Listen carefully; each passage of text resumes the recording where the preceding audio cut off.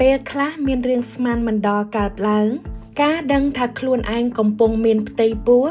គឺមានភាពខុសៗគ្នាសម្រាប់មនុស្សម្នាក់ទៅម្នាក់បើសិនជាអ្នកកំពុងគិតអំពីការរំលូតកូនយើងមានជម្រើសជាច្រើនវាជារាងកាយរបស់អ្នកជាអ្នកសម្រេចចិត្តប្រហែលពាក់កណ្ដាលនៃចំនួនស្ត្រីទាំងអស់នឹងជួបបញ្ហាមានផ្ទៃពោះដោយមិនបានគ្រោងទុកហើយម្នាក់ក្នុងចំណោម4នាក់នឹងជ្រើសរើសការរំលូតកូនការរំលូតកូនគឺជារឿងធម្មតាស្របច្បាប់និងមានសុវត្ថិភាព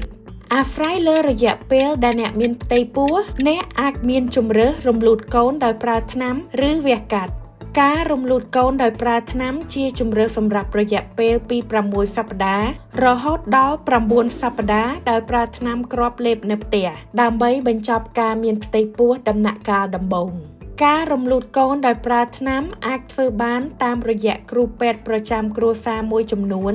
ឬតាមរយៈសេវាកម្មទូរស័ព្ទពិនិត្យសុខភាពពីចម្ងាយការរំលូតកូនដោយវះកាត់គឺជាវិធីសាស្ត្រទូទៅបំផុតសម្រាប់គភ៌មានអាយុចន្លោះពី6ទៅ12សប្តាហ៍តាមរយៈការប្រើថ្នាំស្ពឹកនៅមន្ទីរពេទ្យឬមជ្ឈមណ្ឌលវះកាត់ជំងឺក្រៅដោយឡែកសេវាកម្មសម្រាប់គភ៌អាយុលើសពី12សប្តាហ៍មានតែនៅមែលប៊នវាជាការសំខាន់ដែលត្រូវដឹងថាការរំលូតកូនអាចនឹងកាន់តែថ្លៃនិងពិបាករកនៅពេលដែលអ្នកមានផ្ទៃពោះកាន់តែយូរសូមពិភាក្សាជាមួយគ្រូពេទ្យឬគិលានុបដ្ឋាយិកាអំពីជំហានបន្ទាប់ដំបូងពួកគេត្រូវការបញ្ជាក់ថាអ្នកមានផ្ទៃពោះសិនអ្នកអាចត្រូវការធ្វើតេស្តឈាមឬឆ្លុះអេកូដើម្បីដឹងថាអ្នកកំពុងមានផ្ទៃពោះរយៈពេលប៉ុន្មានសប្តាហ៍ហើយសូមសួរសំណួរឲ្យបានច្រើនតាមដែលអ្នកត្រូវការដើម្បីឲ្យមានអារម្មណ៍ថាមានសុវត្ថិភាពនិងមានទំនុកចិត្តអំពីជម្រើសរំលូតកូនមួយណាដែលល្អបំផុតសម្រាប់អ្នកគួរមានអ្នកលើកទឹកចិត្តម្នាក់នៅក្បែរអ្នកបើសិនការនិយាយភាសាអង់គ្លេសមិនងាយស្រួលគ្រូពេទ្យទាំងអស់អាចទូរស័ព្ទរកសេវាបកប្រែអ្នកមានសិទ្ធិទទួលបានព័ត៌មានត្រឹមត្រូវនិងគួរឲ្យទុកចិត្តបើសិនជាអ្នកមិនប្រកាសថាវេជ្ជបណ្ឌិតនឹងគាំទ្រ